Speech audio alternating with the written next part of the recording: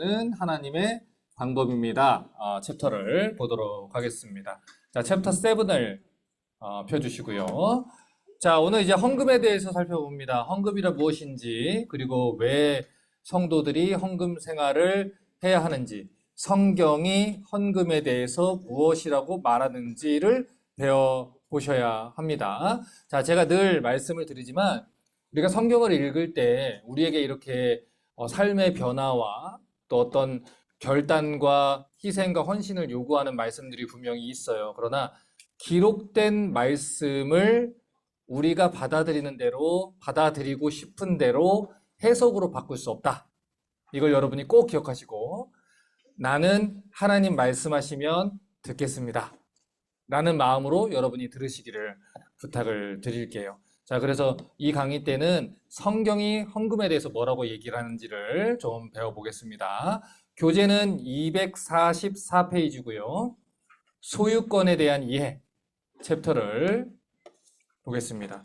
자, 우리 교회에 다니는 성도들이 우리 주일 예배 때마다 헌금을 드리지요. 뭐 감성금, 성경금, 11조 여러 가지 헌금들을 드리는데 그 중에서도 사실 대표적으로 11조에 대한 이야기가 많은 사람들이 교회를 비난할 때 자주 등장하는 단골 메뉴이기도 합니다. 그래서 뭐 예를 들면 뭐 교회에다 11조 헌금 갖다 바치면은 너희 목사님 다 주머니로 들어가는 거 아니냐, 뭐 이런 것들이 이 불신자들이 가지고 있는 대표적인 이 비난의 어떤 주제죠. 그래서 우리는 적어도 이 수요일에 하나님 말씀을 들으시려고 오시는 분들은 하나님 말씀을 듣고자 또 신뢰하는 믿음이 있는 분들이라 생각하고 성경이 말하는 바를 좀 들으려고 해요. 왜 크리스천들이 교회 헌금을 드리고 특별히 왜 수입의 10분의 1이나 되는 11조라는 헌금을 드리는지 좀 이해를 하려면 우리가 헌금 문제에 대해서 이해하기 위해서는 소유권에 대한 이야기를 먼저 해야 됩니다. 그러니까 이 소유권에 대한 이해와 인정이 없이는 절대로 성경적인 헌금 생활을 할 수가 없어요. 우리가 가지고 있는 돈의 소유권이 누구에게 있는지 올바르게 이해해야만 이 헌금에 대한 개념을 이해할 수 있다고 먼저 말씀을 드립니다. 자, 그래서 로마서 10장 9절을 보면 우리가 복음을 전할 때 굉장히 자주 사용하는 이 구절이 나오지요. 내가 만일 내 입으로 예수를 주로 시인하며 또 하나님께서 그를 죽은 자 가운데 살리신 것을 내 마음에 믿으면 구원을 받으리라. 자, 지금 이 말씀에 따르면은 우리가 구원받기 위해서는 이제 예수님이 죽은 자 가운데서 살아나신 것을 믿어야 된다. 이것도 있지만 그 앞에 한 문장이 더 있습니다. 뭐라고 얘기했냐면 예수를 무엇으로 시인해야 된다 그래요? 주로 시인해야 된다 얘기했어요. 자, 그래서 이 강의를 저와 함께 오래 들으시는 분들은 이 주라는 것이 주인님이다라고 얘기를 드렸습니다. 실제로 이제 로마 시대 때 노예들이 주인님한테 메스터라고 불렀던 그 단어이고요. 성경에서는 다 이거를 퀴리오스라는 단어로 사용을 하고 있어요. 그래서 간혹 우리가 이제 그런 경우가 있습니다. 저는 현 시대의 잘못된 신학의 이 신앙생활의 문제점 중에 하나가 성경을 통해서 신앙이 세워지는 게 아니라 찬양 가사를 통해서 신앙을 배우는 게 문제라고 생각을 해요. 자, 근데 이거는 개념을 좀 정리를 하고 갈게요. 찬양이라는 것이 무엇이냐? 찬양은 하나님이 행하신 일과 하나님 스스로에 대해서 영광과 높임을 올려드리는 게 찬양입니다. 그래서 우리가 시편을 보면 그런 내용들이 나오잖아요. 예를 들어 내가 탄식을 해도 하나님이 나를 이 가난하고 이 거름더미 같은 곳에서 나를 구원하셨다. 하나님은 구원자이십니다. 이렇게 하나님을 높이는 게 궁극적인 목표 아니겠습니까? 그런데 이제 오늘날 이른바 CCM이라 그랬죠? 크리스천 컨템포러리 뮤직, 크리스천 유행가죠. 그러니까 이 크리스천 컨템포러리 뮤직의 이 가사들을 보면 하나님이 행하신 일과 하나님께 영광을 돌리는 게 아니라 다 어디가 있어요? 나 마음 아프고요. 나 외롭고요. 나 너무 힘든데요. 하나님 좋은 친구 돼주고요. 나와 함께 있고요. 다 포커스가 누구한테 있어요? 나한테 있어요. 그래서 정확히 크리스천 유행가입니다. 그런데 그 가사를 통해서 신학이 들어와 버리고 성경이 아닌 노래 가사를 통해서 신앙이 세워지다 보니까 내가 그거 배운 것이 전부가 돼버리는 거예요. 그러니까 예를 들어 이런 거죠. 주님 사랑해요. 라고 하면 주님 그럼 너무 따뜻하고 너무 좋은 이런 느낌이지만 그래서 주님이 뭔데? 라고 얘기를 하면 Father라고 얘기하면 좀 딱딱하니까 Daddy라고 부르는 정도가 아닐까? 뭐 이렇게 생각하는 사람들이 있다는 것이죠. 그런데 아닙니다. 이 주라고 얘기하는 것은 분명히 그 당시 노예들이 자기의 이 모든 권리를 가지고 있었던 주인님한테 마스터, 나의 주인님, my lord라고 부르는 그런 표현이었다는 거예요. 그래서 우리가 알아야 되는 것은 이 성경이 구원받은 성도들이 예수님을 영접할 때에 그리스도를 믿음으로 그분이 우리의 모든 죄를 사하셨습니다. 그분이 우리 죄를 용서하시고 우리도 주님과 더불어 부활할 것입니다. 이걸 고백할 뿐만 아니라 우리 인생의 모든 주권을 가지고 계신 주인님으로 고백을 하는 거예요. 첫 번째는 내가 너를 지었으니까 나는 너의 주인이고 내가 너를 생명값을 주고 샀으니까 나는 너의 주인이다. 구속주로서의 또 창조주로서의 하나님은 우리의 주인이라는 것이죠. 그래서 우리의 재물도 우리의 인생도 다 우리의 주인은 누구라고요? 하나님이라는 거예요. 그거를 알고 헌금 문제를 생각을 해야 된다는 겁니다. 자, 역대상 29장 11절부터 16절을 보면요. 굉장히 아주 중요한 이 본문이 나와요. 자, 제가 읽겠습니다. 여호와여 위대하심과 권능과 영광과 승리와 위엄이 다 주께 속하였사오니 보세요. 천지에 있는 것이 다 누구의 것이로소이다? 주의 것이로소이다. 여호와여 주권도 주께 속했으니 주는 높으사 만물의 머리이심이니이다. 다윗은 왕이었잖아요. 그렇죠? 이스라엘의 전체 왕이었잖아요. 그런데 그 왕이 절대 주권을 가지고 있을 것 같은 그 왕이 뭐라고 얘기하냐면 주권은 하나님께 속했다는 거예요. 다시 말해서 때때로 나의 이 인간의 죄성은 마치 내가 이 모든 주권을 가지고 있어서 이 밧세바도 막 범하고 우리야도 죽이고 그럴 것처럼 생각을 하지만 하나님이 나단 선지자를 통해서 뭐라고 보냈습니까? 내가 너에게 부족한 게 있었으면 이것저것 더 줬을 거야. 내가 너를 이스라엘의 주권자로 삼았어. 그런데 네가 나를 업신 여기고 내 앞에서 악을 행했은즉 이렇게 얘기하시잖아요. 그걸 통해 다윗이 배운 거예요. 하나님이 주권을 가지고 계시는구나. 내가 아니구나. 이걸 아는 것이죠. 자, 계속 읽겠습니다. 부와 귀가 주께로 말미암고 또 주는 만물의 주제가 되사 손에 권세와 능력이 있사오니 모든 사람을 크게 하심과 강하게 하심이 누구 손에 있나이다? 주의 손에 있나이다. 우리 하나님이여 이제 우리가 주께 감사하며 주의 영화로운 이름을 찬양하나이다. 나와 내 백성이 무엇이기에 이처럼 즐거운 마음으로 드리님이 있었나이까? 자, 어떤 마음으로 드려요? 즐거운 마음으로 드려요. 무엇을 깨달았기 때문에? 이 모든 것을 주신 분이 하나님이시구나. 이걸 깨달았기 때문에. 그리고 말합니다. 모든 것이 주께로 말미암았사오니 우리가 주의 손으로 받은 것으로 주께 드렸을 뿐입니다. 이게 중요한 고백입니다. 하나님, 제가 일주일 뼈 빠지게 벌어서 내가 진짜 이거 힘들게 벌었거든요.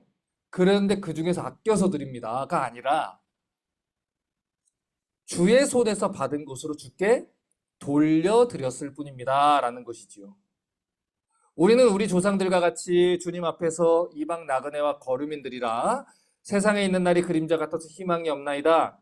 우리 하나님 여호와여 우리가 주의 거룩한 이름을 위하여 성전을 건축하려고. 자, 성전을 왜 건축해요?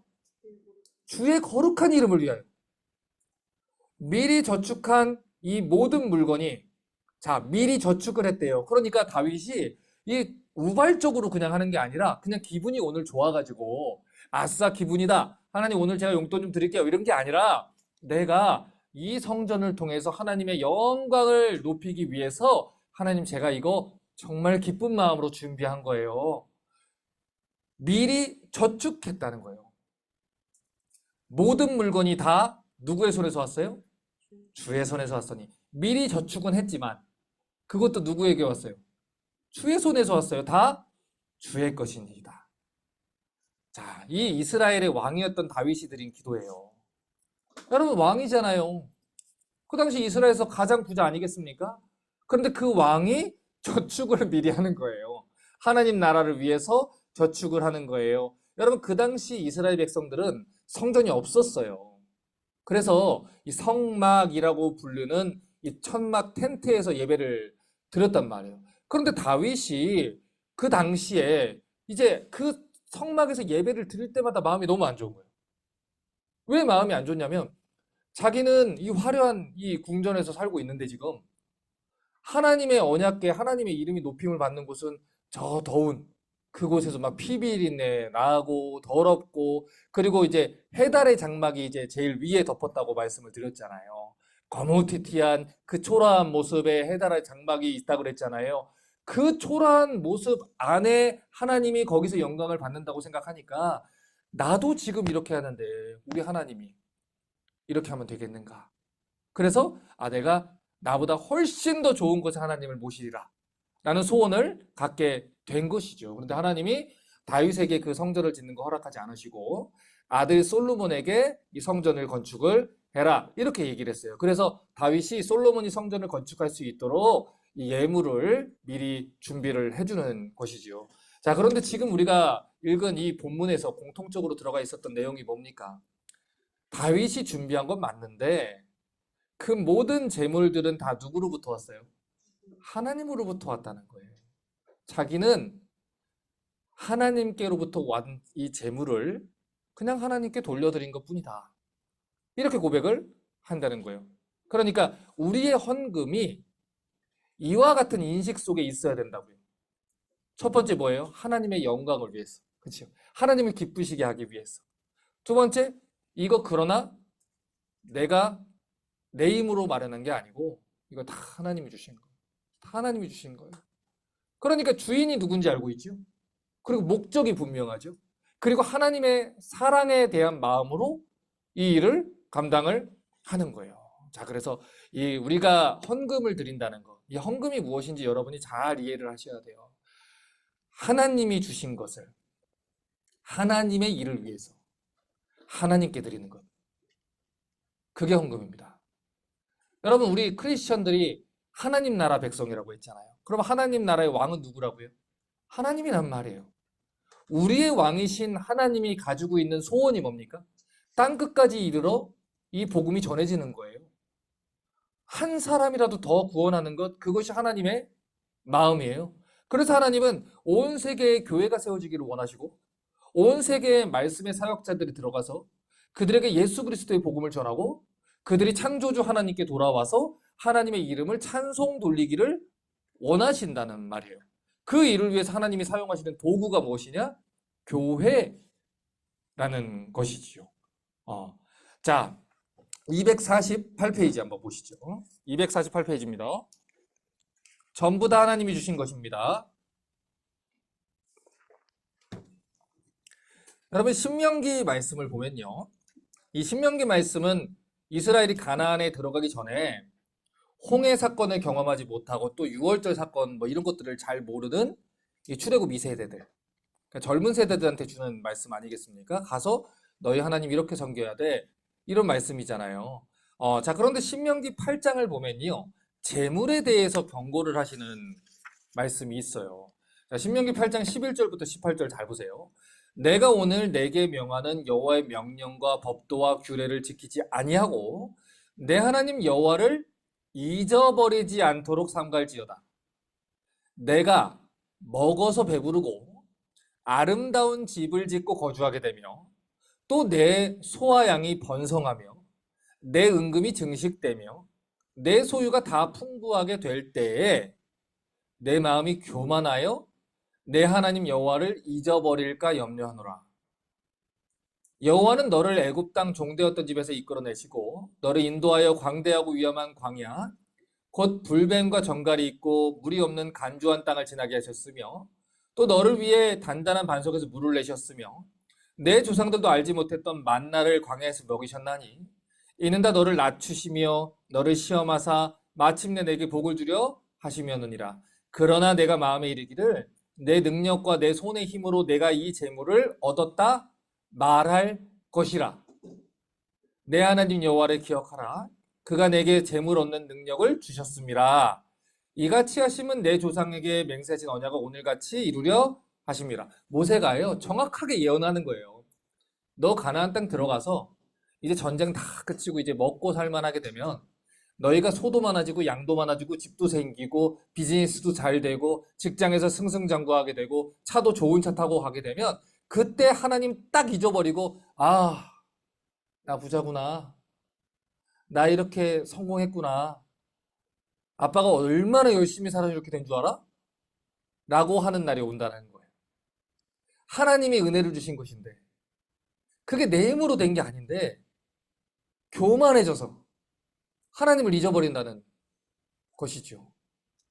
제가 예전에도 말씀드렸지만 가끔 청년들이 직장을 구하고 또 뭐 결혼할 때 그렇게 기도하는 사람들을 발견한다 그랬죠. 하나님 직장 주세요. 제가 좋은 직장 주시면 하나님 제가 헌금 생활도 열심히 하고요. 교회도 열심히 다니고요. 하나님 위해서 평생을 살겠습니다. 하나님 사랑하고 이것만 들어주시면 제가 하겠습니다. 그런데 막상 하나님이 그거 기도 들어줘가지고 직장 가지면 어떻게 돼요? 그 직장에서 번 돈으로 여행 다니다 교회 안 나와요.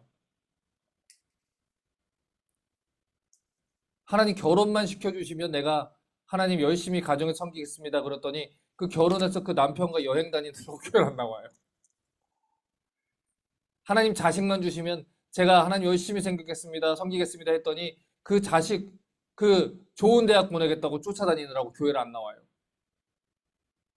교회를 나온다는 건 제가 기본 개념이라고 얘기했잖아요. 기본 개념. 학생은 학교를 다니는 게 먼저 학생이지. 공부를 잘하고 안 하는 건 나중 문제고 좋은 성도가 되는 건 일단 교회를 나와야 되는 거지. 아니 예배도 주일 예배도 안 지키는 게 무슨 크리스천이에요.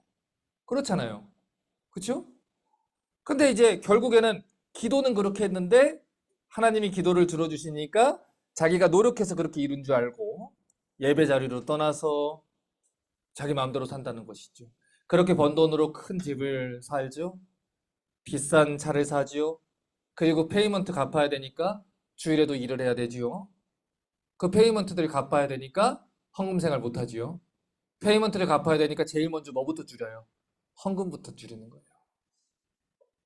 일해야 되니까 뭐부터 줄여요? 하나님께 와서 헌신하는 시간부터 줄이는 거예요.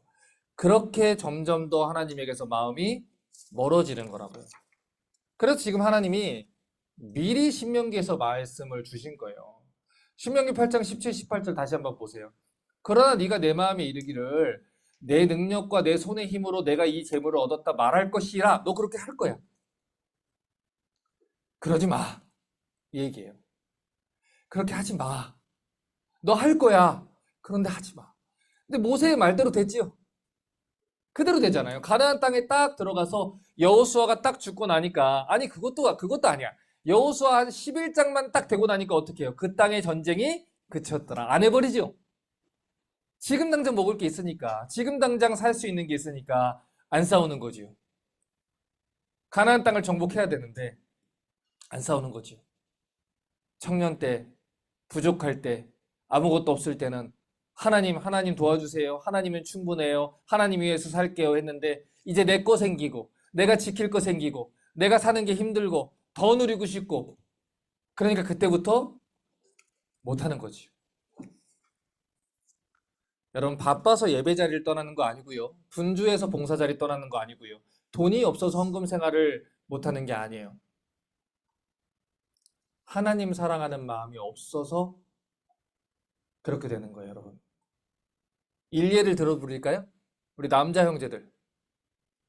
우리 남자 형제들이 처음에 이제 결혼하려고 그러면 이제 그 자매 한번 꼬셔보려고. 막 밤에도 데려다 주고 막. 아침에도 만나고 막. 어디 아파? 약 사다 주고 막. 그쵸? 멀어도 가잖아요. 애지간한 일로 화도 안 내잖아. 꼬셔볼 때는. 근데 이제 결혼하고, 시간 지나고, 이제 마음 다 얻었고, 이 사람이 내 사람이다 싶으면은, 아프면 약 먹어. 이렇게 되고, 나 오늘 좀 늦어. 그리고 차에서 게임하다 들어가고. 문제가 뭐예요? 이게요. 지금 남자만 얘기해서 그런 거예요, 원사님. 제가 강의 시간이 없어서 남자만 얘기하는 거. 그걸 최악이다 하면 어떡합니까, 지금? 그럼 여자도 얘기해야 되잖아요, 지금. 그러니까 중요한 것은 하나님 사랑하는 마음이 없다는 거예요. 내 마음이 뺏기는 거라고요. 우리 251페이지 볼까요? 헌금을 드려야 하는 이유 보세요. 자, 지금까지 우리가 하나님이 주신 것을 하나님께 드렸습니다 라는 개념을 봤지요. 이런 개념을 이제 성경에서 청지기라는 개념을 사용을 합니다. 청지기라는 것은 다른 사람의 재산을 위탁받아서 관리하는 사람이 청지기예요. 그래서 그런 개념에서 성경이 우리를 하나님의 청지기다라고 부른다고요. 그러니까 우리 모든 재물의 소유권은 다 누구에게 있어요? 하나님에게 있는 거예요.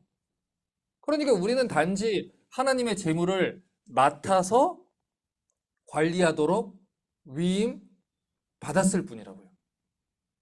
재물뿐만이 아니에요. 우리 자녀들도 마찬가지라 그랬잖아요. 우리 비즈니스도 마찬가지예요. 우리 교회도 마찬가지예요. 하나님 나라의 왕은 누구예요? 하나님이에요. 다 누구 거예요? 하나님 거예요. 우리에게 맡겨주신 거예요.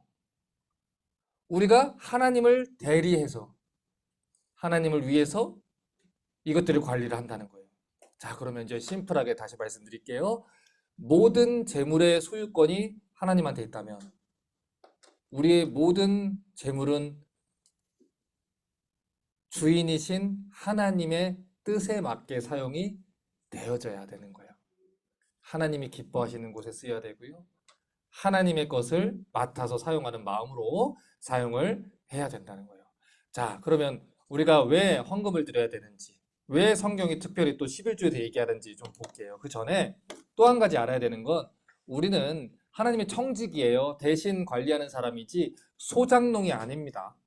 여러분, 소장농이 뭡니까? 주인의 땅에서 일을 하고 나서 거기에서 이제 수입을 올리고 나면 일정 부분을 마치 세금처럼 소장로로 그 땅의 주인에게 드리고 나머지를 갖는 사람이 이 소장농이에요. 그러니까 헌금이 세금하고 다르다는 개념을 여러분이 이해를 하셔야 돼요. 하나님께 세금 비슷한 명목으로 11조를 드렸으니까 나머지 10분의 9는 내 것이다. 이런 주장하는 방식이 아니라는 거예요. 원래 10개가 다 하나님 거예요. 하나님이 우리한테 주셨는데, 맡겨주셨는데 그 중에 하나를 이 모든 것들은 하나님께 맡습니다. 나 이거 하나님 위해서 쓸 겁니다. 라는 신앙 고백으로 11조로 하나님께 먼저 드리는 거예요. 그런데 나머지 9개도 다 누구 거다? 하나님 것이다. 자, 그런데 보세요, 여러분. 달란트 비유 마태복음 25장을 보면 5달란트 맡은 자가 있고 2달란트 맡은 자가 있고 1달란트 맡은 자가 있죠. 5달란트, 2달란트 맡은 자는 최선을 다해서 그 일을 감당해서 주인을 기쁘게 하고 주인에게 이윤을 줬어요. 그렇죠. 그런데 1달란트 맡은 자는 어떻게 합니까? 게으르잖아요. 그걸 땅에 묻어놓잖아요. 혼날까봐 아무 일도 안 하잖아요. 그래서 주인이 어떻게 합니까? 그거 뺏어서 가져갑니까? 아니면 누구 줍니까? 5달란트 받은 자한테 주죠. 하나님이 그렇다니까요. 이게 여러분 하나님이 재물을 운용하시는 방식이에요.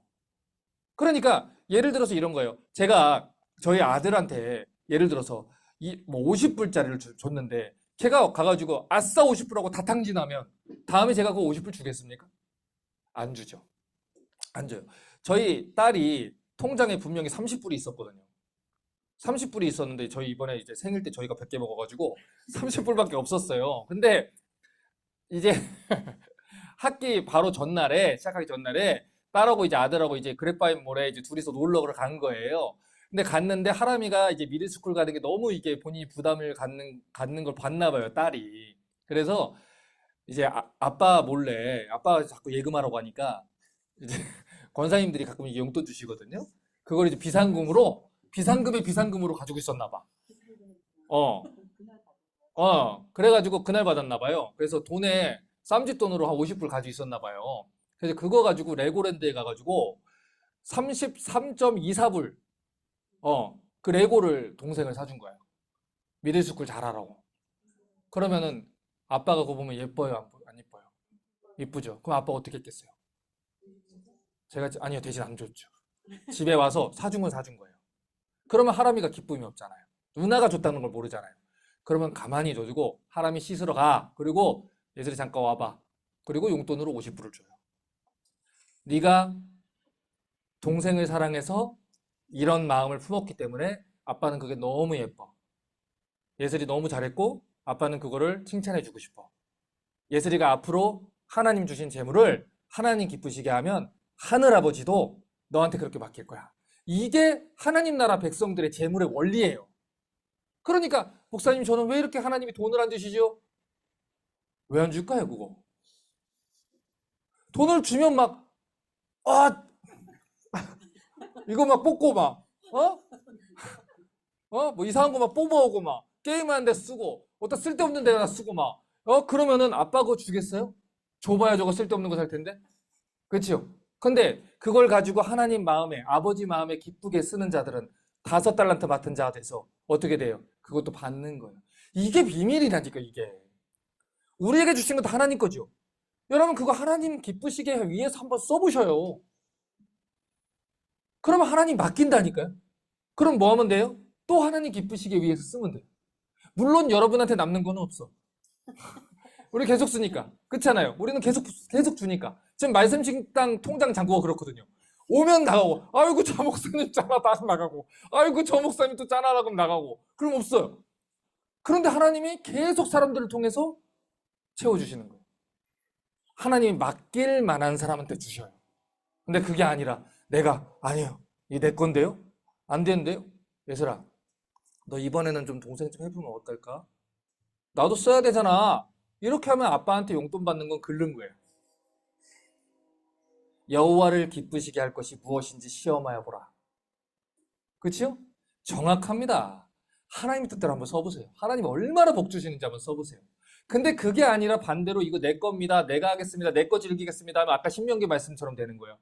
교만해서 하나님 잊어버리고 내 순양이 번성하게 될 때 아우 나 부자구나 이렇게 쓰다 어떻게 돼요? 말라기 말씀대로 되는 거예요. 그러면 아모스 말씀대로 되는 거예요. 괜히 뭐 안 했는데 갑자기 뭐 차가 사고가 난다든가 아니면 뭐 했는데 갑자기 뭐 계약에서 문제가 생긴다든가 아니면은 갑자기 뭐 고소를 당한다든지 아니면 누가 도둑이 든다든지 저는 그걸 아주 많이 봤습니다. 진짜 그렇게 하나님 앞에 인색하게 사는데 그 집안이요 계속 문제가 생겨. 계속. 제가 예전에 한국에 있는 그 분식집 얘기해드렸잖아요. 돈 너무 벌고 막 방송에 계속 나오니까 부자 돼가지고 집사직분 저는 그러면 이렇게 되면 집사직분 안 됩니다. 주일 예배는 나오셔야지 집사직분들이죠. 그러면 저 집사 안 하겠습니다. 그리고 교회를 안 다녔어요. 그래서 그 아들이 술집 열고 또 이 유흥주점 열고 또 이제 음란한 사업 같은 걸 하다가 결국에는 감옥 가고 빚져서 지금 빚 있어요. 그렇게 돈을 평생을 벌었는데 30년을 분식집을 했고 맛집으로 소문났고 그 동네에 모르는 사람이 없는 그런 곳인데 저는 그 건물이 그 사람 건 줄 알았어요. 근데 스토리를 들어보니까 다 뭐예요? 결국 어디서부터 스타트해요? 내 거. 내가 더 벌 거? 내 자식 하는 거? 진짜 진지하게 생각하셔야 돼요. 자, 다시 11조 문제 볼게요.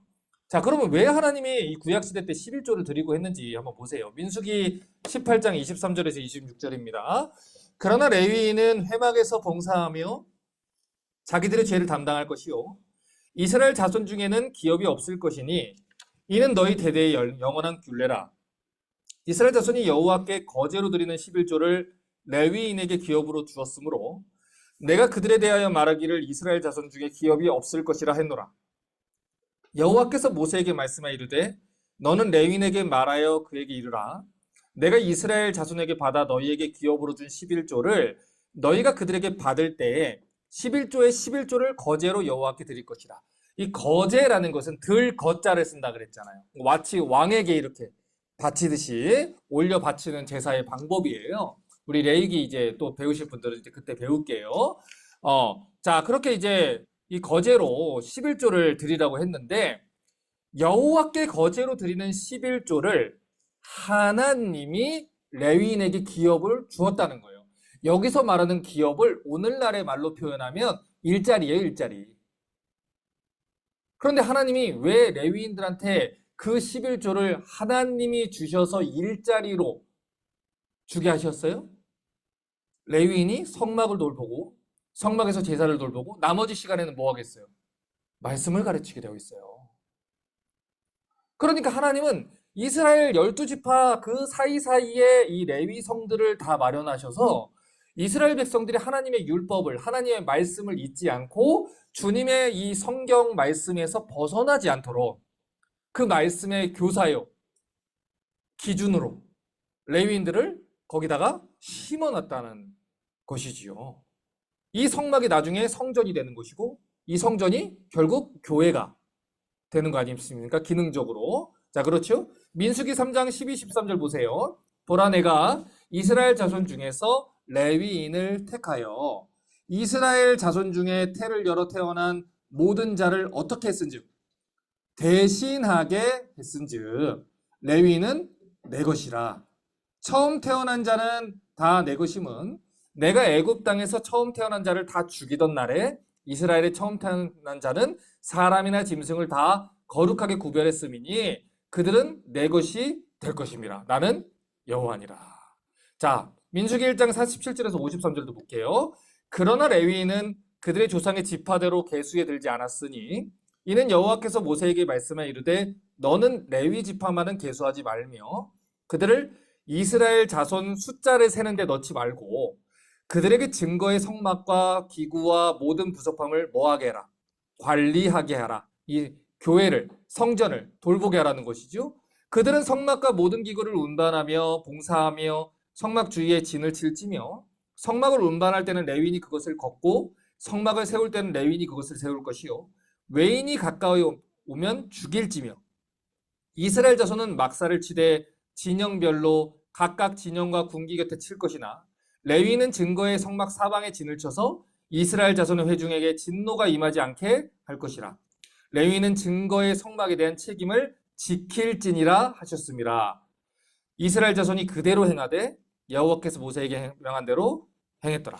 자, 그러니까 이 두 가지 말씀을 쉽게 좀 설명해 드릴게요. 원래 모든 가축들의 첫 번째 거는 초태생이라고 불러요. 처음 초자를 씁니다. 태어나다 할 때 태자를 써요. 그래서 하나님께 제물로 드리게 되어 있는데 사람을 제물로 드릴 수가 없잖아요.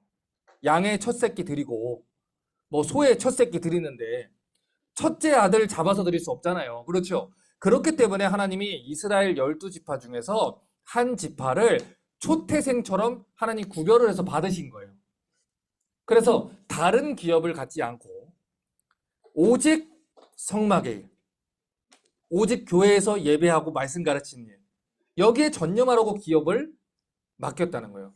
그런데 보세요. 다른 기업들을 가진 사람들은 직업이 있으니까, 일자리가 있으니까 그걸로 먹고 살면 돼요. 그런데 레위인들은 이 성막에서 다른 이 기업을 가질 수가 없기 때문에 이스라엘 백성들이 드리는 11조로 생활을 하겠다는 것이죠. 그리고 이 레위인들 또한 11조를 거기서 내게 되어 있는 거예요. 자, 그러니까 하나님이 처음에 11조를 내게 하신 이유는 뭐냐면 성막의 일을 레위인들이 먹고 살게 하면서 궁극적으로는 뭘 유지하려고? 성막을 유지하려고. 예배를 유지하려고. 이스라엘 백성들의 신앙을 지키려고. 그게 하나님의 운영 방식이라는 거예요. 그래서 이 구약 성경을 보면요. 레위인들도 자기들의 땅이 있어요. 레위인들도 자기들의 집이 있어요. 레위인들도 월급이 있어요. 레위인들도 백성들과 함께 먹어요. 그러니까 백성들이 예를 들어서 풍년이 났어요. 그래서 부유해졌어. 새끼들이 많이 났어. 부유해졌어. 그럼 11조가 많아질 거 아니에요. 그럼 레위인들 받은 11조가 많아질 거 아니에요. 그럼 레위인도 같이 부자가 되는 거예요. 근데 이스라엘 백성들이 하나님 말씀에 순종 안 해가지고 흉년이 났어요. 그러면 레위인도 어떻게 돼요? 가난해지는 거예요. 그러니까 하나님이 레위인 보고 이스라엘의 신앙을 지키라고 하는 거예요. 그러니까 제가 아까도 하나님이 맡기시는 탤런트에 대해서 이 재물을 맡기시는 원리를 설명해 드렸잖아요. 그래 결국 똑같은 거예요. 여러분이 하나님께 복 받고 잘 되기를 바라는 것이 그리고 하나님 원하시는 신앙대로 잘 자라도록 지키는 것이 또 이단들이 거짓 교사들이 들어와서 이 양들을 해하거나 거짓된 신앙을 가져오지 못하도록 지키는 것. 외인이 가까우면 죽일지니라 하는 것이 레위인들의 책임인 거예요. 근데 그것을 전념을 다해서 하지 않으면 할 수 없는 일이기 때문에 하나님이 일부러 지파 하나를 빼가지고 여기에 너 전념해야 된다 이렇게 얘기를 했다는 것이죠. 그러니까 제가 아까 얘기했잖아요. 자기의 상상으로 자꾸 신학을 만들어내니까 문제라고. 성경에서 신앙이 와야 되는데 성경에서 신앙이 안 오고 자기 생각으로 자꾸 오다 보니까 이 신앙이 문제가 생기는 건데, 그래서 이제 어떤 분들이 그러잖아요. 목회자가 가난해야 기도한다. 또 일을 해야 성도들을 이해한다. 여러분, 오늘날 교회가 타락한 이유는요, 목사가 성도들을 이해하지 못해서가 아니에요. 목사가 성도들을 이해하려고 하는 노력의 반도 하나님 마음을 이해하지 않으려서 그래요. 목사가 하나님 말씀대로 목회하고 하나님 말씀대로 지도하고 하나님 말씀대로 거룩하게 그 일을 감당한다면 하나님이 그 목사 지킵니다. 반드시 지킵니다. 뭐 죽으면 죽어야죠. 우리 계시록 말씀 봤잖아요. 13장 말씀에 박해를 받으면 받아야 되고 모욕을 받으면 받아라. 하나님 하시지 않습니까? 그런데 보세요. 왜 사사시대에 비극이 벌어졌는지 이미 임상실험 나왔잖아요. 왜 말라기 시대에 타락이 났는지, 왜 바벨론에 끌려갔는지 임상실험 나왔잖아요. 백성들이 헌금 생활 안 하니까 레위인들이 11조를 못 받아요. 그러면 어떻게 해요? 협박을 한다고 내요, 그걸? 아니잖아요. 그럼 어떻게 되겠어요? 그럼 택시 운전하는 거지. 그럼 일하러 가는 것이지요. 그래서 어떻게 됩니까? 개인의 가정제사장이 돼버리잖아요. 우상 앞에서 하나님께 복을 빌어버리잖아요. 무엇 때문에? 내가 너에게 매년 해마다 은 10개와 의복 한 벌을 주리라.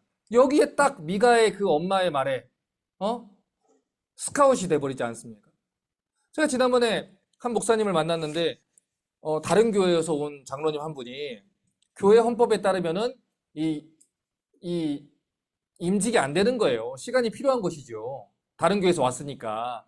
그런데 이 교회 장로가 빨리 되고 싶은 거예요. 그러니까 장로님이 목사님을 따로 불러서 식사 대접하면서 법 상관없이 목사님 제가 하자는 대로 좀 합시다. 그러면 제가 목사님 3년 동안 목사님 사례비 내가 책임지겠다고. 그러니까 무서워하지 말고 하자고. 여러분 생각해 보세요. 만약에 교회가 막 줄어들어. 서로 성도들이 막 자꾸 줄어들어. 그런 상황 속에서 부자인 목사 장로 하나가 와가지고 목사님 제가 목사님 사례비 줄 테니까 그거 좀 합시다. 이렇게 하면은 그 목사님이 안 들리겠어요? 여러분 우리가 이제 하잖아요. 그렇죠? 근데 이전해서 예를 들어서 우리 성도들이 헌금 생활을 안 해요. 그러면은 당장에 사역자 사례비가 안 되겠지요? 그렇죠? 그런데 그런 상황에서 부자 장로가 하나 와가지고 목사님 우버하지 마시고 그냥 내가 하는 대로 좀 합시다. 그럼 내가 목사님 애들 보험비도 좀 내가 해주고 내가 사례비도 좀 하겠습니다. 라고 하면 목사들이 그러면 안 흔들리겠냐고요. 말라기 시대, 사사 시대 타락한 목회자들이 거기서 나오는 거예요. 11조는요. 하나님이 교회를 보호하기 위한 하나님의 운영 방법이고 보호장치예요. 하나님은 그걸 통해서 교회를 보호한다고요. 그러니까 간혹 요즘에 이제 우리 교회 안에 자꾸 이 미국식 개인주의적 철학이 자꾸 들어오는 거예요. 이 세상 철학을 자꾸 성경하고 성경 위에 세우면 안 된다니까요. 그러니까 사람들이 11조는 헌금은 개인적인 것이다 이렇게 얘기하잖아요. 하나님과 나와의 개인적인 것이다. 자, 그럼 질문 하나 할게요. 우리 결혼을 했어요. 예를 들어서 우리 종찬 집사님이 일을 하잖아요. 집에서 혼자 일하잖아. 그거 내가 혼자 본 거잖아. 그거 개인적인 거잖아. 그럼 내가 이제 와이프한테 갖다 주거나 아이한테 갖다 주거나 그거 내가 그럴 의무가 없잖아. 개인적인 건데. 이렇게 갑니까? 집사님 그렇게 갑니까? 권사님하고 이게 시급 나눠갖고 토요일엔 나만 하잖아. 막 이러면서 그럽니까? 그거 맞나요? 토요일에 일하시죠? 일하시면. 그래서 거기서 제 거 내가 토요일에 혼자 일하니까 내가 그만큼 더 가져갈게 안 합니까? 아니잖아요. 아니잖아요. 그러니까 내 11조는 하나님과 나의 개인적인 것이다? 죄송한 말인데 아닙니다. 모든 신앙생활은 공동체로 이루어집니다. 하나님 분명히 뭐라 그랬어요? 하나님의 권속이라. 하나님이 예를 들면 그래요. 리스타트 교회를 이끌어 가시는 방법. 간단하게 말합니다. 성도들이 11조 생활하지 않으면 사역자들 월급 못 줍니다. 못 줘요. 그럼 사역자들이 뭐 해야 돼요? 다른 기업을 찾아야 돼요. 여러분, 처음 교회가 세워질 때는 우리가 믿음이 연약하잖아요. 그러니까 우리 교회 처음에 레크레이션 센터에서 예배 드릴 때 그때 제가 6개월 동안 백수였다가 150불 내고 3주 예약하고 누가 올지도 모르고 교회 시작했지 않습니까? 그렇죠. 근데 그때는 누가 올지도 몰랐어. 어떤 신앙을 가진지도 몰랐어. 그렇기 때문에 주시는 걸로 생활할 수밖에 없어요. 그러니 당연히 계속 빚이 쌓일 수밖에 없겠지. 그러나 지금 4년 반이 됐고 우리는 등록교인이 지금 3명의 사역자 이상을 충분히 갈 수 있는 교회가 됐어요. 그럼 10명의 11조로 한 사람이 살 수 있다고 한다면 그러면 30명이라면 3명을 할 수 있는 것이고 그 이상이 있다면 교회 운영까지 충분히 가능을 해야 돼요. 그럼 무슨 얘기예요? 안 하면 그만큼 사역자들 못 기른다는 얘기입니다. 가장 심플하게 얘기해 드립니다. 가장 심플하게. 그러니까 단도직입적으로 얘기하는 거예요. 여러분 헌금 생활 안 하시면은 목사님들, 전사님들 월급 못 줍니다. 구조조정해야 됩니다. 그러면 그들은 다른 일을 하거나 타락하거나 도망가게 되어 있습니다. 그러면 그 결과는 누가 지게 돼 있어요? 성도들이 지게 돼 있어요. 목회자가 하나님 말씀을 연구하지 않고 사람들 눈치 보면서 자기들 먹여 살려줄 몇몇의 사람들의 눈치 보다가 타락하게 되면은 결국 복음을 제대로 듣지 못하고 믿음이 자랄 수가 없어요. 아픈 얘기지만 이 사실이에요. 그래서 장기적으로는 처음에는 저는 이중직에 대한 논쟁을 하자는 게 아니에요. 그러니까 자꾸 당위성으로 해야 된다 안 해야 된다 이 문제 갖고 장난을 치면 안 돼요. 믿음이 어릴 때는 그렇잖아요. 교회를 이제 개척해서 교회가 아직 성도들도 없고 성도들의 믿음도 없어. 그러면 어쩔 수 없죠. 목회자가 그 교회와 진리를 지키기 위해서 이중직을 할 수도 있는 것이지요. 그러나 우리의 목표는 언제나 성경대로 점점 더 튼튼하게 지어져서 목회자가 하나님 말씀만 전하고 성도들의 영적인 모든 일들을 케어할 수 있는 것을 꿈으로 삼고 또 그런 목회자들을 계속 세워서 그런 교회들이 계속 세워지게 하는 것. 그게 꿈이 되지 않겠어요? 그래서 저는 우리 교회 나중에 이제 사역자들 이렇게 다 세우고 또 신실하게 사역하는 목회자들 있으면은 또 도와주고. 그 저희가 이제 9월 달에 이제 90일 성경 공부 이렇게 들어가잖아요. 그 목사님이 연락이 온 거예요. 목사님 강사를 너무 많이 주셨다고. 많이 드린 거 아니거든요. 많이 드린 게 아니에요, 사실은. 그러나 저희 말씀식당 계좌에 있는 90%를 다 드렸어요. 우리가 할 수 있는 최선을 다해서.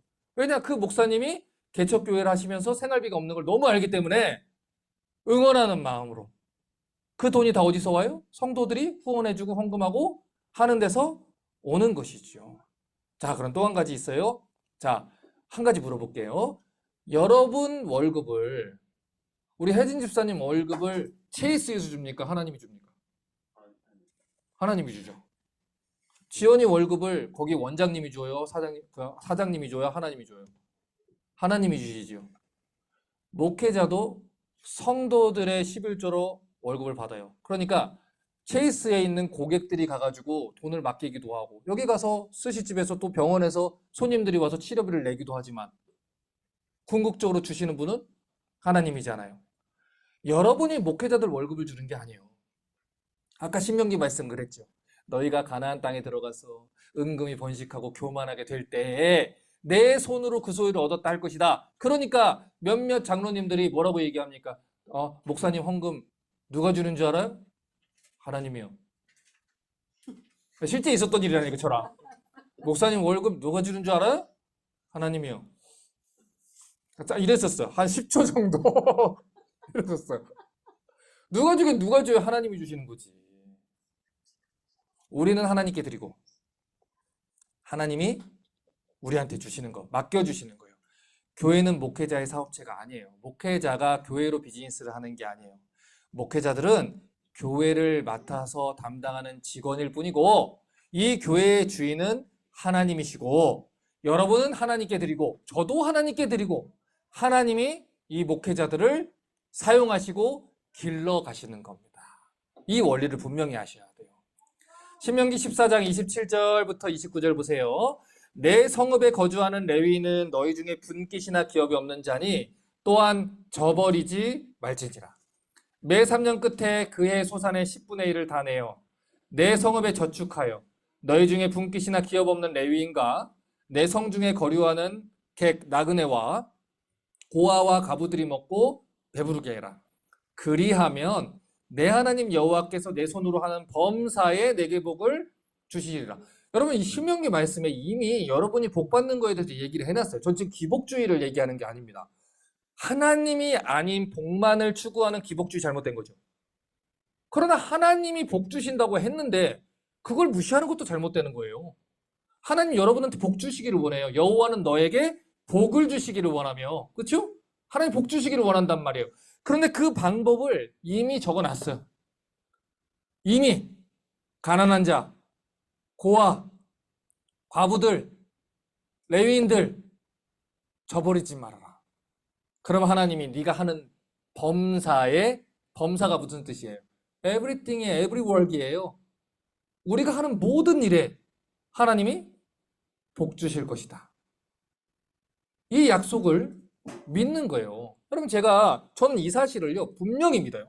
분명히 믿는 것이 제가 2013년도일 거예요. 제가 예전에도 한번 얘기했는데 2013년도에 포토스에서 김천에 있는 고아원 친구들을 20명을 뽑아가지고 고아 캠프를 했어요. 그래서 그 친구들한테 여기 미국 유학하는 어학연수 기회도 좀 주고 그리고 말씀도 가르쳐주고 또 여행도 같이 시켜주는 프로그램을 지금 포틀랜드 영락장로교회 담임 목사님하고 저하고 이제 몇 분 목사님들이 기획을 해서 그거를 진행을 했단 말이에요. 근데 그때 성경을 제가 가르쳤어요. 맡았어요.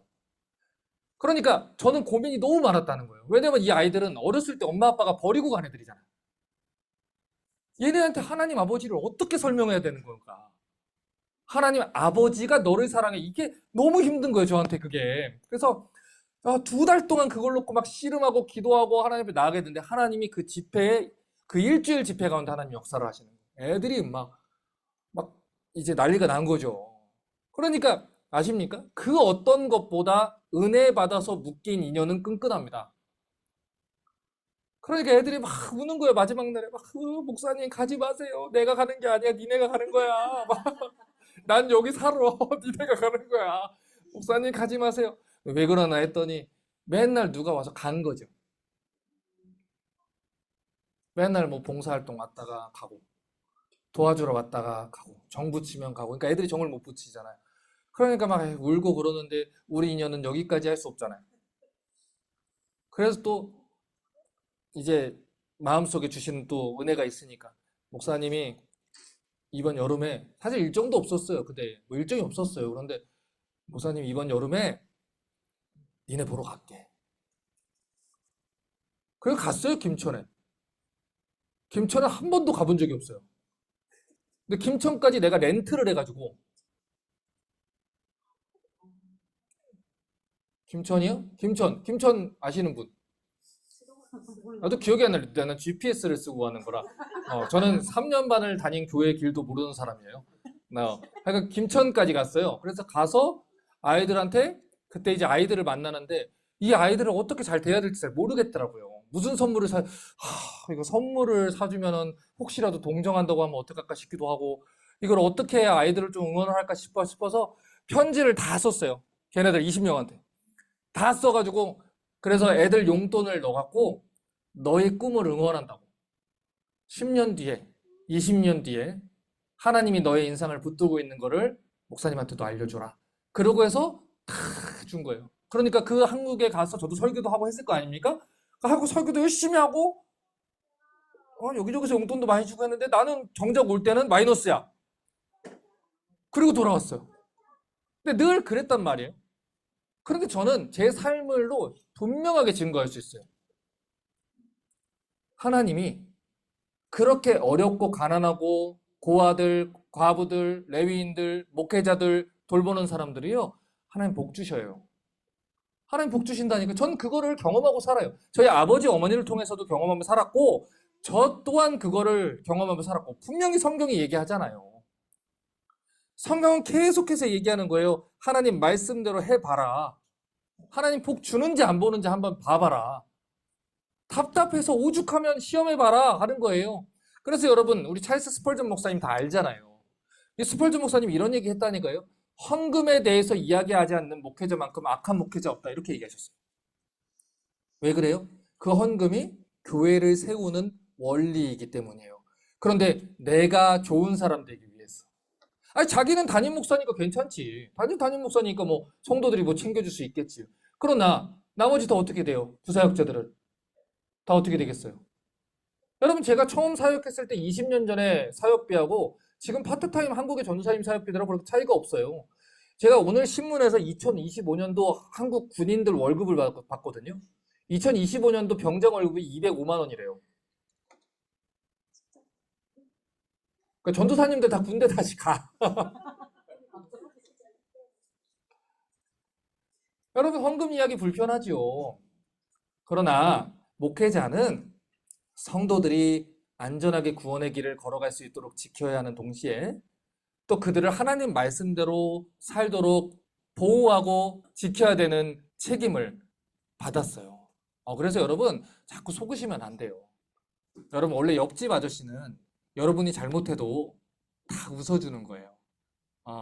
다른 사람들, 다른 집 자식은 원래 이렇게 보면서 애가 뭐 발랄하네요. 그럴 수 있어요. 내 자식은 집에 끌려가서 혼나는데 옆집 자식한테는 애가 참 활발하네요 라고 웃어주는 거라고요. 여러분. 근데 여러분 나 하나 그냥 좋은 이미지 되려고 나 하나 성도들한테 싫은 얘기 안 하려고 여러분 그래서 교회가 이렇게 된 거예요. 간혹 어떤 분들이 이 11조를 구약시대의 산물로 또 취급해요. 그래서 뭐 하여간 그 말들을 잘해요. 그 예수님이 모든 예법을 완성했으니까 11조는 폐해졌다. 이렇게 얘기하는 분들이 있어요. 그런 분들하고 한번 신약으로 그럼 얘기를 해보자고요. 고린도후서 8장 1절부터 5절 보세요. 형제들아, 하나님께서 마게도냐 교회들에게 주신 은혜를 우리가 너희에게 알리노니 교재 없어요. 제가 오늘 수정한 거라. 환난의 많은 시련 가운데서 그들의 넘치는 기쁨과 극심한 가난이 그들의 풍성한 연보를 넘치도록 하겠느니라. 내가 증언하노니 그들이 힘대로 할 뿐 아니라 어떻게 했어요? 힘에 지나도록 또 자원하여 이 은혜와 성도 섬기는 일에 참여함에 대해 우리에게 간절히 구하니 우리에게 바라던 것뿐만 아니라 그들이 먼저 자기를 주께 드리고 또 하나님의 뜻을 따라 우리에게 주었도다. 보세요. 신약 성경의 이 헌금은요, 바울은요, 11조 정도로 얘기하지 않아요. 힘대로 할 뿐 아니라 힘에 지나도록 자원하여 하나님 뜻을 따라 내는 거예요, 여러분. 힘에 지나도록가 11조겠습니까? 바울은 더한 걸 얘기를 하는 거예요. 사도행전 4장 33절부터 37절 보세요. 사도들이 큰 권능으로 주 예수의 부활을 증언하니 우리가 큰 은혜를 받아 그 중에 가난한 사람이 없으니 이는 그 이유는 이런 뜻이죠. 밭과 집 있는 자는 팔아 그 판 것의 값을 가져다가 사도들 앞에 두네 그들이 각 사람의 필요를 따라 나눠줍니다. 구브로에서 난 레이족 사람이 있으니 이름은 요셉이라. 사도들이 일컬어 바나바라. 바나바가 나왔죠? 번역하면 위로의 아들이라 하니 그가 밭이 있음에 팔아 그 값을 가지고 사도들 발 앞에 두니라. 왜 초대교회 성도들 가운데 가난한 사람이 없다 그래요? 밭하고 집 있는 사람들이 파는 거예요. 왜냐면 사람들이 지금 우리 교인들이 막 굶어 죽어가고 있는데 나는 지금 여기서 살고 있을 수 없는 것이지요. 하나님 주신 감동 때문에 그렇게 할 수가 없는 것이지요. 여러분 내 것이 없는 아깝지 않은 사람이 어디 있어요? 좋은 차 타고 싶지 않은 사람이 어디 있어요? 내 것을 은행에다가 많이 넣어놔야 안심되지 않는 사람이 어디 있어요? 다 새 차가 좋은 겁니다. 다 큰 집이 좋은 거예요. 그러나 관심이 어디 있어요? 하나님을 기쁘시게 하는데. 하나님 마음이 있는데. 우리 아버지가 첫째부터 열째까지 있는데 첫째는 잘 먹고 잘 사는데 둘째부터 아홉, 열째까지는 다 거지같이 살아. 한 끼도 못 먹고 살아. 애들이 뭐 옷도 벗고 다녀. 그러면은 아버지가 첫째 아들한테 뭘 원하시겠냐고. 나눠주길 원하지 않겠어요? 그게 하나님 마음이란 말이에요. 이 바나바가 왜 위로의 아들이 됐겠어요? 그의 행위가 성도들에게 위로가 되는 거예요. 그가 자기의 것을 안 지키고 예수 믿잖아요. 나 예수 믿는데 말로만 안 하고 가난한 사람 돌봐주고 또 가난한 사람 또 지켜주고 하는 것이 은혜가 되는 거예요. 우리 누가복음 12장 15절부터 또 보세요. 네, 화면 보시면 돼요. 그들에게 이르시되 삼가 모든 탐심을 물리쳐라. 사람의 생명이 소유에 넉넉한 데 있지 아니하리라 하시고 비유로 말씀하시되 한 부자가 그 밭에 소출이 풍성함에 심중에 생각하여 이르되 내가 곡식 쌓아둘 곳이 없으니 어찌할까. 보세요. 곡식 쌓아둘 곳이 없다는 게 무슨 뜻입니까? 쌓아뒀다는 거죠. 그만큼 많이. 여러분 그러니까 통장에 막 몇 억씩 갖고 계시는 분들 있잖아요. 회개하셔야 돼요. 왜 그렇게 쌓였겠어요? 줄할 때 안 주니까 쌓여둔 거예요. 오늘 보니까 말씀 식당에 73만 원인가 있더라고요. 다 줬어요. 계속 주는 거예요. 주고 또 주고 주고 또 주면 그럼 말씀 식당은 위로의 아들. 리스타트 교회 성도들은 위로의 아들 되는 겁니다. 보세요. 이 사람이 뭐라고 얘기합니까? 내가 또 이렇게 하리라. 내 곡간을 헐고 더 크게 짓고 내 모든 곡식과 물건을 거기 쌓아두리라. 내가 내 영혼에게 이르래. 영혼아 여러 해 무쓸 물건을 많이 쌓아두니 평안히 쉬고 이거 친구도 없을 거야. 이제 영혼하고 얘기하잖아. 평안히 쉬고 먹고 마시고 즐거워하자 하리라. 하되 하나님은 이르시되 어리석은 자야 오늘 밤에 내 영혼을 도로 찾으리니. 그러면 내 준비한 것이 누구의 것이 되겠느냐. 자기를 위하여 재물을 쌓아두고 하나님께 대하여 부여하지 못한 자가 이와 같으니라. 성경은요, 우리가 하나님께 부여한 자가 되어야 된다 이렇게 얘기해요. 우리가 가져갈 재물이 아무것도 없다 얘기를 했어요. 여러분 아무리 이 땅에서 재물 쌓아 보십시오. 집을 가져가겠습니까? 차를 가져가겠습니까? 아니 노년까지 도대체 뭘 그렇게 쥐고 살겠습니까? 아니 여러분이 해외여행을 몇 나라를 갔다 온 게 무슨 하나님 앞에 자랑이 되고 내가 무슨 차를 타고 다니는 것이 하나님 앞에 무슨 자랑이 되겠어요? 내가 가지고 있는 가방이 무슨 메이커라는 게 무슨 자랑이 되겠냐고요. 지난주에 아니야 생일 주간에 제가 넥타이를 5개나 샀습니다. 부러우시죠? 저희 아내가 사줬습니다. 넥타이 하나가요. 노드스톰 렉에 갔는데 하나에 3불인 거예요. 그럼 사야 돼요, 안 사야 돼요? 아, 그거 사야죠. 5개를 샀는데 15불이에요. 요즘 넥타이 3불짜리가 어디 있어요?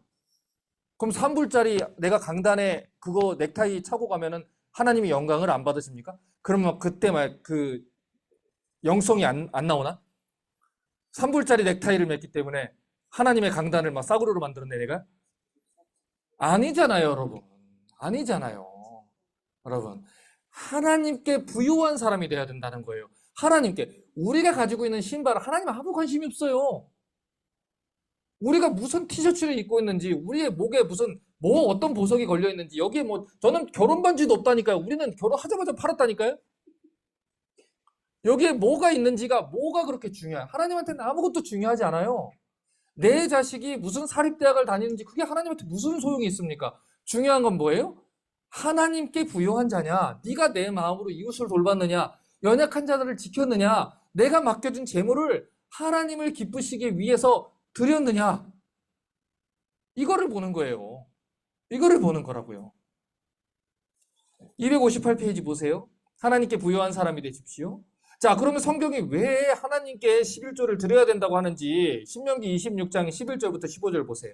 내 하나님 여호와께서 너와 내 집에 주신 모든 복으로 말미암아 너는 레위인과 너희 가운데 거류하는 객과 함께 즐거워할지니라. 객은 나그네죠. 셋째 해 11조를 드리는 해에 내 모든 소산의 11조 내기를 마친 후에 그것을 레위인과 나그네와 고아와 가부에게 주어 내 성읍 안에서 먹고 어떻게 해라? 배부르게 하라. 그리할 때 내 하나님 여호와 앞에 이르기를 내가 성물 거룩한 예물을 내 집에서 내어 레위인과 객과 고아와 가부에게 주기를 주께서 내게 명령하신 명령대로 했습니다. 내가 주의 명령을 범하지도 않았습니다. 잊지도 않았습니다. 내가 애곡하는 날에 성물을 먹지 않았습니다. 부정한 몸으로 떼지도 않았습니다. 죽은 자를 위해서 쓰지도 않았습니다. 내 하나님 여호와의 말씀을 청종해서 주께서 내게 명령하신 대로 다 행했사오니 원하건대 주의 거룩한 처소 하늘에서 보시고 주의 백성 이스라엘에게 복을 주시며 우리 조상에게 맹세하여 우리에게 주신 젖과 꿀이 흐르는 땅에 복을 내리소서 할지니라. 보세요. 지금 성경이 뭐라고 얘기합니까? 너 하나님 뜻대로 재물 쓰고 너 하나님 뜻대로 가난한 자들, 레위인들, 고아들 다 돌보고 그리고 이렇게 기도해. 하나님, 내가 하나님 주신 재물 가지고 이렇게 하나님 원하시는 대로 썼어요. 하나님 보셨죠? 나한테 복 주세요. 너네 이렇게 기도해. 성경이 얘기하는 거예요. 그럼 하나님이 어떻게 하신다? 복 주신다. 그 얘기를 하는 거예요. 우리 믿음 생활이 이렇게 가야 된다니까요. 다른 사람들 앞에서 우리가 누구는 11조를 하네 안 하네 이렇게 써. 이거 유치한 쪽으로 가는 게 아니라 내가 11조를 많이 했네 안 했네 뭐 이쪽으로 가는 게 아니라 목사님 11조 그 월급 누가 주는지 알아 뭐 이런 거 가는 게 아니라 하나님 뜻대로 내가 했어요. 하나님 말씀 믿고 내가 했어요. 제가 지난번에도 그랬잖아요. 제가 우리 교회에 자꾸 홈리스들 많이 왔었는데 주일 2부 예배 끝나고 홈리스가 왔다니까요. 근데 그분이 오셔가지고 갑자기 이게 맨발도 없어요. 그 신발도 없어요. 막 발에 막 낙엽 붙어 있고 이런 분이 오셔서 음식을 드렸죠. 근데 우리 교회 아이들도 있고 얼마 전에 또 누가 칼 들고 왔으니까 사고 날 수도 있으니까 근데 제가 이제 맡아서 담당을 하고 얘기를 하다 보니까 자기가 이 건물 주위에 청소한다고 돈 달라고 그러니까 돈은 안 준다. 왜냐면 돈 준다고 소문나는 순간 이제 홈리스들이 많이 오면 어떤 사고가 날지 몰라요. 그래서 음식만 줬는데 식사 대용할 게 없는 거예요. 식사 대용할 게. 그래가지고 어떻게 고민하다가 차를 타고 여기 잭인더 박스를 갈까. 근데 아시잖아요. 미국에서는 이 홈리스들이 가끔 총 꺼내고 그러는 걸. 그 차를 또 할 수도 없고. 어떡할까 고민하다. 그때 이제 102도였거든요. 그때 이제 제 슬리퍼 주고 저는 이제 구두 신고 여기 잭인더 박스까지 같이 걸어갔어요. 저는 여기서 사역하면서 달라스에 와가지고 처음 걸어봤어요. 거기까지. 멀죠? 들깨가 쫓아오더라고요. 깜짝 놀랐어요. 가는데 가서 사주는데 난 햄버거가 싫다고 치킨 데리야끼를 사달라고. 그래서 이 동네는 치킨 데리야끼를 팔지 않아. 그래서 아니야 저기 있어. 아니야 팔지 않아. 난 거기 가지 않을 거야. 여기서 먹을 거야. 그래서 거기 가서 점심 사주고 저녁 다 들어주면은 다음에 또 그렇게 돼요. 그러니까 이게 어려운 거예요. 이게 점심 사주고 저녁 사주고 이제 다음 날 먹으라고 기프트까지 사주고 왔어요. 자 보세요. 그렇게 하면 이제 앞으로 오면 우리 교회에 그런 예산이 책정돼 있는 게 없잖아요. 아직은. 어떻게 감당해야 될까 고민하다가 제가 글을 썼어요. 전 설교자고 저는 글쓰기를 하는 사람이고 글을 썼어요. 하나님 감동되시는 분이 누가 돕겠지? 아니나 다를까 한국에 있는 우리 집사님 한 분이 우리 A기 세미나 들으신 분 한 분이 목사님 제가 좀 돕겠습니다. 그래서 바로 한국에서 붙여주셔서 그대로 기프트 카드 사가지고 가지고 있습니다. 지금 그 홈리스들 나눠주려고. 여러분 보세요. 그 집사님이 이제 어떻게 하는 거예요? 내가 가난한 자들을 위해서 썼습니다. 그러니 하나님 나에게 복을 주십시오.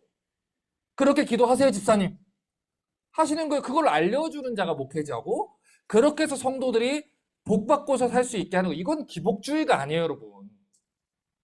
이게 기복주의가 아니라고요 여러분. 자 보세요. 261페이지 헌금을 드리는 태도. 자 그러면 생각해 볼게요. 지금까지 얘기했듯이 헌금을 드리는 거는 내 것이 다 하나님 것이라는 걸 인정하는 이제 신앙 고백이라고 얘기를 했습니다. 세금도 아니고요. 하나님 베푸신 은혜에 대한 신앙의 반응이고 감사의 반응이라고 했어요. 하나님과 거래하는 수단이나 방법 아니에요. 내가 이만큼 헌금했으니까 이만큼 복을 내려달라는 복채도 아니에요. 하나님은요. 우리 헌금이 없어가지고 일을 못하는 분이 아니에요.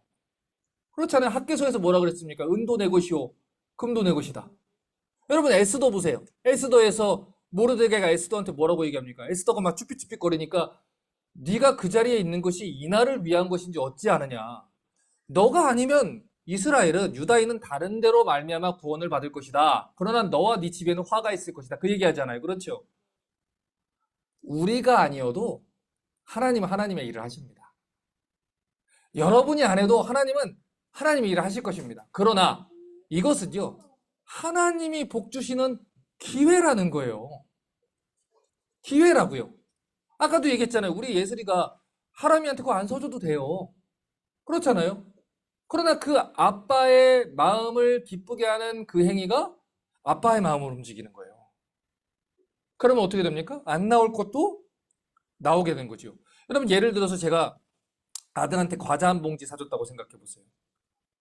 그러면 아이가 아빠 좀 드세요 라고 얘기하면 이거 얼마나 예뻐요. 그러면 다음에는 그거 말고도 다른 과자도 사줘요. 물론 이제 제가 별로 안 좋아하는 젤리를 자꾸 가져와가지고 무조건 하라면 다 먹어야 돼, 온 식구가. 이제 그게 좀 문제인데, 이건 내 거니까 아빠 안 줘. 이렇게 버리면은 사준 건 아빠인데 아빠 안 주면은 그 이뻐요? 안 이쁘잖아요. 그러면 다음에 먹을 것도 못 얻어 먹는 거예요. 그러니까 하나님은요, 과자 살 돈이 부족해가지고 우리 거를 뜯어내시는 분이 아니에요. 하나님이 당신의 교회를 이끄는데, 아, 이게 돈이 좀 부족하네. 야, 너 이제 좀 많이 벌지 않았니? 이제 좀 내놔라. 이렇게 뜯어내시는 분이 아니라고요. 어허. 이거를 오해하시면 안 돼요. 하나님은 돈이 없어서 교회를 이끄시는 분이 아니에요. 그러나 하나님은 우리가 아버지의 뜻대로 하나님을 기쁘게 하기 위해서, 하나님 영광 돌리기 위해서 복음의 증인되는 교회를 세우고 사역자들 세우고 하나님 교회를, 하나님 나라를 위해서 사용할 때 그 기쁘신 대로 뭐라고 얘기해요? 하나님 나 이렇게 했습니다. 나에게 복 주십시오. 그렇게 얘기를 하라는 거예요. 그리고 실제로 복을 주신다는 거예요. 여러분 오늘날 많은 사람들이요, 교회에 대해 헌신하지 않잖아요. 지금 당장 먹고 놀고 즐기는 데 관심이 있잖아요. 그들 마음에 그런 아련한 마음이 있는 거예요. 애매한 마음이 있는가 봐요. 막연한 마음이. 십자가의 강도처럼 죽기 전에 회개하면 되지, 또는 나는 이미 면죄부 티켓을 가지고 있다, 천국행 티켓을 가지고 있다라는 그런 잘못된 생각을 가지고 있는가 봐요. 그러니까 이 복음을 믿는다는 것이 하나님이 통치하신다, 하나님 다스리심을 받는 것인데, 그게 아니라 축하합니다, 당신은 하나님 자녀가 되었습니다, 구원은 취소 안 되지롱, 뭐 이렇게 믿는 것이지요. 근데 그러다 보니까 이 사람들은요, 30대, 40대, 50대, 60대, 이 교회가 어떻게든, 저 교회가 어떻게 되든, 이게 없으면 다른 교회 가면 되지, 저게 없으면 다른 교회 가면 되지, 이렇게 생각하는 사람들이 지금 20대, 40대예요. 그럼 앞으로 20년 뒤에 어떻게 된다 그랬어요? 그들이 장로가 되고 권사가 될 나이에. 제가 말씀드렸죠? 그 누구도 책임지지 않는 교회들, 결국 교회가 없어질 거라고 했죠. 사사시대가 그렇게 됐다고 했죠. 결국 그렇게 된다. 그런데 분명히 알아두셔야 돼요. 방황을 해도요, 돌아올 집이 있어야 마치고 돌아올 수 있는 거예요. 돌아올 집이 없으면, 교회가 없으면 갈 수도 없는 거예요. 의인이 그 터를 잃어버리면 설 수 있는 곳이 없는 거예요. 여러분, 교회를 소중하게 여기셔야 돼요. 그리스도께서 핏값으로 세운 교회 아니겠습니까? 이 교회가 지금까지 4년 반 동안 세워져 가는 가운데 얼마나 많은 일들이 있었어요. 앞으로 얼마나 많은 일들이 있겠어요. 여러분, 제가 지난번에도 우리 한 권사님 그 내용을 제가 거절했다 그랬잖아요. 우리 돕는다는 거. 그런데 매달 몇 년 동안 우리 렌트비 차액을 헌금을 하겠지만 교회 운영, 교회 설교, 교회 방향 다 자기가 이제 관여해서 고치라고 할 거라고, 그래서 제가 거절했다 그랬잖아요. 이유는 하나예요. 저는 하나님 말씀대로 목회할 거고 그걸 지지하는 우리 성도들이 있다고 믿었기 때문이에요.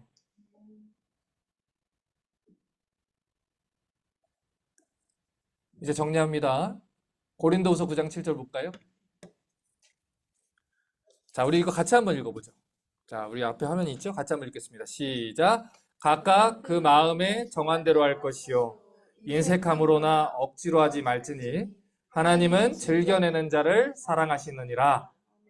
헌금 액수가 중요한 게 아니에요. 중요한 거는 여러분 마음이에요. 그러니까 저는 어제 이제 저희 아내랑 이제 얘기를 마쳤어요. 그래서 저희도 이제 기도를 하고 우리 교회가 이전을 하고 하면서 우리가 이제 5년 동안 그 교회 가면서 우리 가정이 5년이니까 우리 가정이 15,000불 작정하고 헌금을 해보자. 저희는 지금도 사실 마이너스입니다. 지금 받는 사회비로도 마이너스라고요.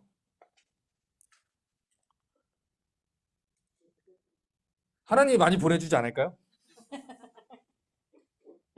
전 최대한 아껴서 살 거고